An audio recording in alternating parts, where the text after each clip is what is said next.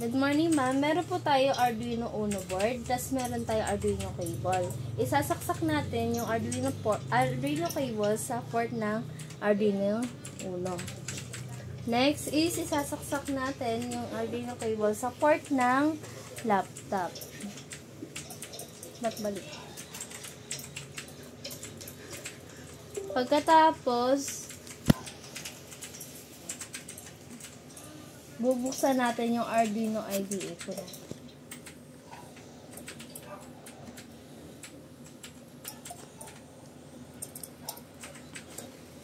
Then, pupunta tayo sa tools. Tapos sa board. Dito, pipili tayo kung ano yung board na gamit natin. Since Arduino Uno yung ginamit natin, is pipindutin natin yan. Next, punta ulit sa tools. Pipili tayo dun sa port. Then, since COM9 yung port natin, is pindutin po natin. Pagkatapos, magko-code tayo dito.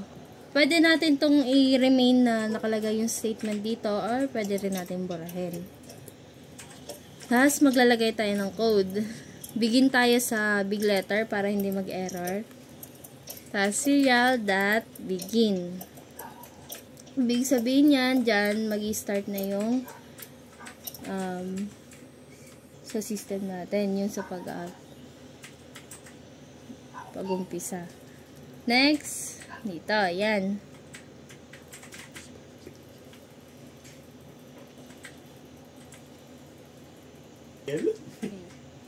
Ay, namali pala yung bigil pala nalagay ko. Lalagay natin yung, papalitan natin. Kasi pag bigil yan, hindi yan mag-i-start. Next, punta tayo sa loop. Dito, magra-run yung output na ilalagay natin. Kung gaano ka dami or kabilis. Lalagay natin yung serial.begin. Ay, print ln pa. Kasi output. Print ln. Kasi mag-output tayo. Then, yan, lalagay tayo dito ng ganyan. Tapos, kunyari, hello Adrian. Yan yung mag-output. Hello Adrian. Kamusta buhay? Ganun.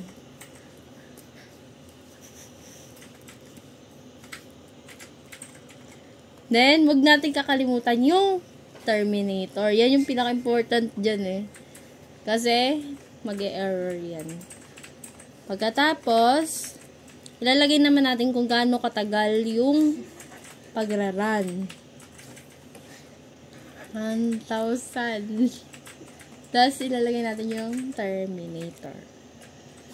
Okay, done na. Tapos, check natin, i-verify natin kung tama yung code. Ba't parang, akala ko toldok, dumilang pala.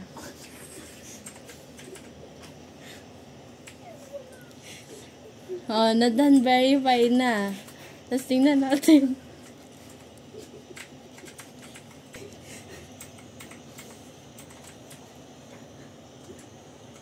Saan na? Ah, okay. Dahil hindi makita, punta muna tayo dito. Yan. Yun, tama. Si Adrian. Hello, Adrian. Okay, done.